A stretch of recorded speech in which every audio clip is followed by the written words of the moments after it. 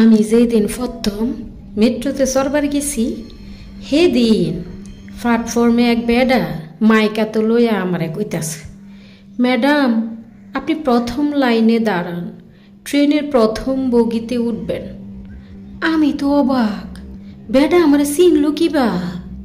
আমি তারে জিগাইলাম, বাই আপনি আমার চিনছুন? কিবা চিনছুন তাইলে?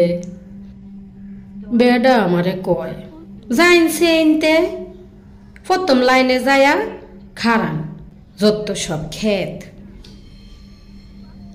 আমি লাইনে দাঁড়ায়া প্রথম বগিত উঠলাম।